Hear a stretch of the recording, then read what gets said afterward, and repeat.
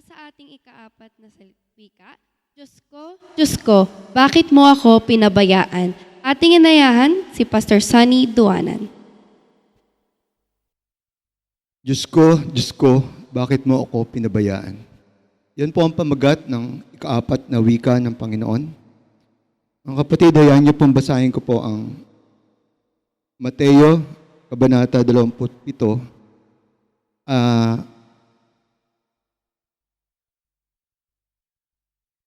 talata 45 hanggang 46.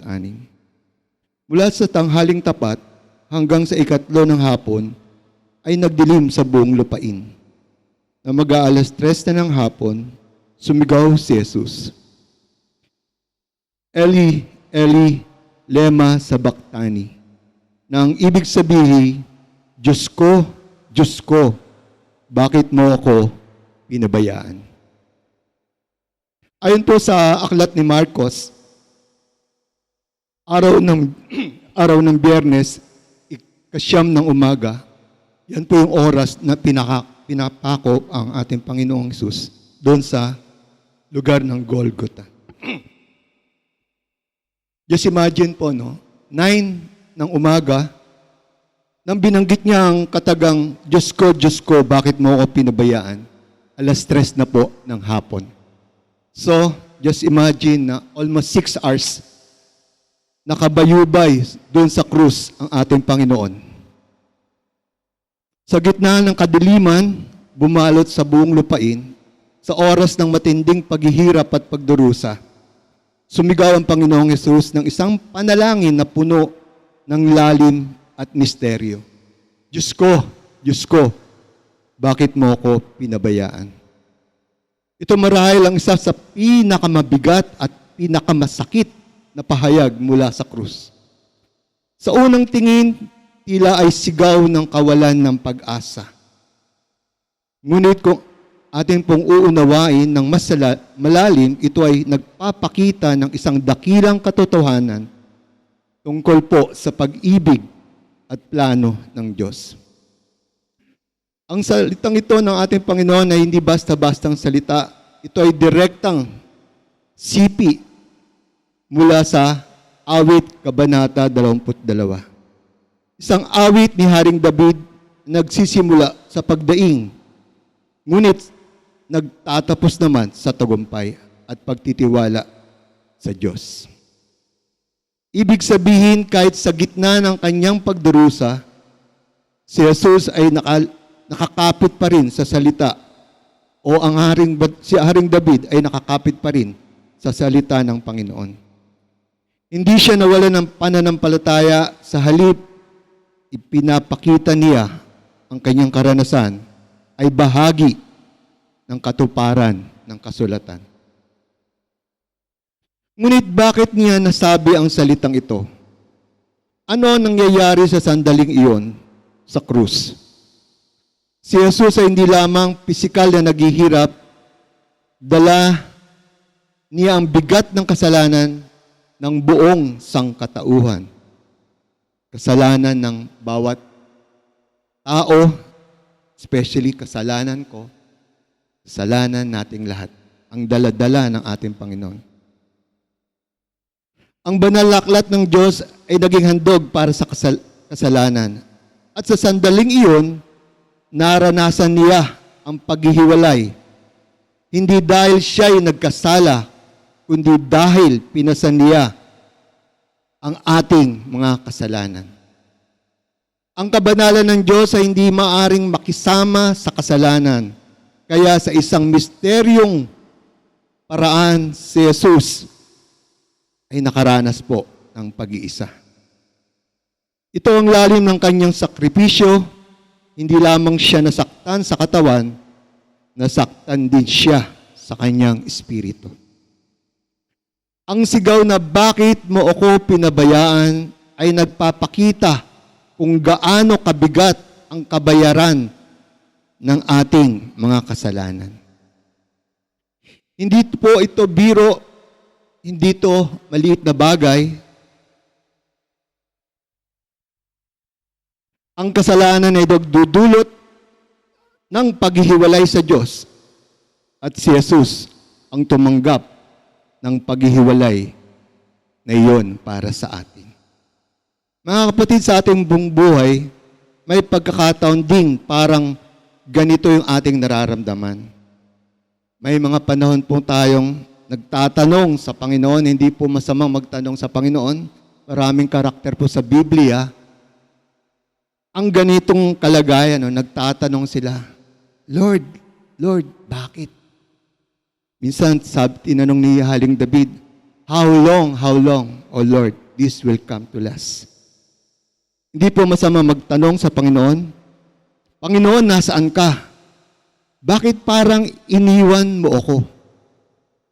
Sa gitna ng problema, sakit, pagkawala o pagsubok, nararamdaman natin ang katahimikan ng langit. Ngunit ang mensahe ng krus ay ito.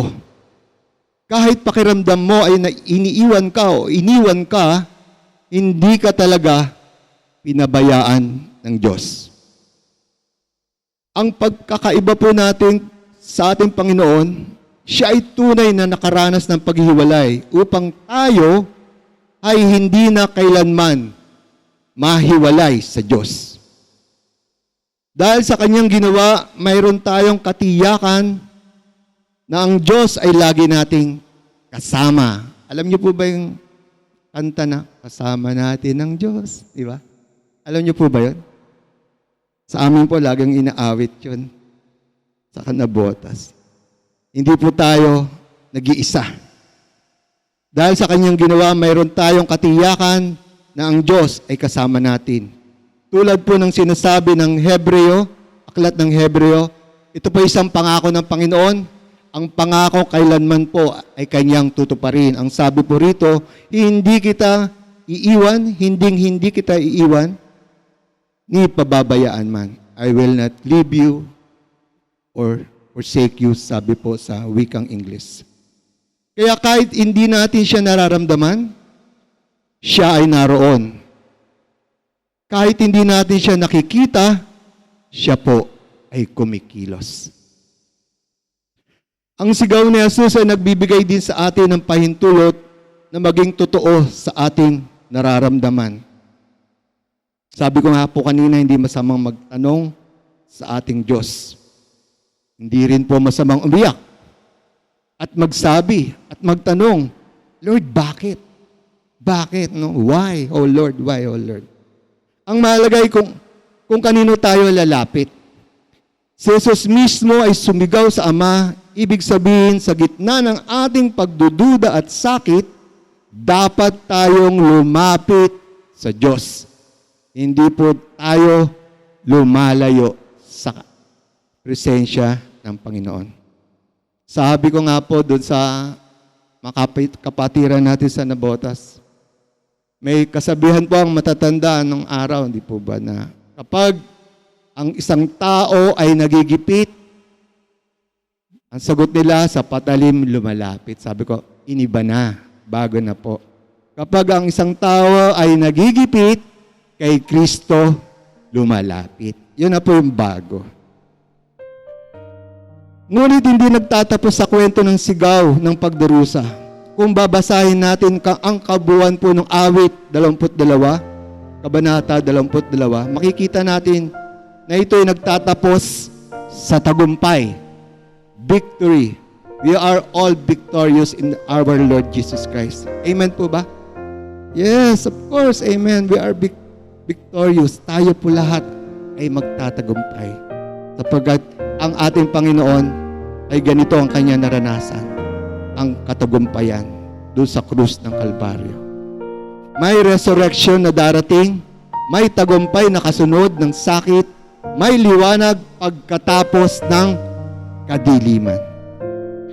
Kaya kapatid, kung ikaw ay nasa panahon ng kadiliman ngayon, kung ikaw ay nalilito, nasasaktan, o pakiramdam mo ay nag-iisa ka, all alone by yourself, alalahanin po natin ang krus. Let's revisit the cross. Alalahanin mo na si Jesus ay dumana sa pinakamadilim na bahagi ng karanasan ng tao. Naiintindihan niya ang iyong pinagdadaanan, kapatid, at higit sa lahat, ginagawa niya yun upang hindi ka tuluyang mawala. Sa huli, ang sigaw ng Diyos o ang sigaw na Diyos ko, bakit mo ako pinabayaan ay hindi lamang po sigaw ng sakit, ito ay sigaw po ng pag-ibig. Isang paalala na may isang tagapagligtas na handang maranasan ang lahat, kahit ang pag-iisa, upang tayong lahat, upang ikaw at ako ay maligtas at hindi na kailanman mahiwalay o mawalay sa presensya ng Diyos. Kaya sa gitna ng iyong tanong, sa gitna ng iyong bakit, lumapit ka, kapatid. Dahil ang Diyos na tila tahimik ay ang Diyos na kumikilos. At ang krus ang patunay na hindi kanya kailanman mababayaan. Ay po'y manalangin. Lord, maraming salamat po sa pangako mo, Lord. We are certain, Panginoon, na tutuparin mo ang iyong pangako, Panginoon. Maraming salamat po, Lord, sa lahat ng ginawa mo doon sa krus ng Kalbaryo. Maraming salamat. Ito po aming dalangin sa aming pangalan, aming Panginoong Hesus. Ang lahat po magsasabi ng Amen.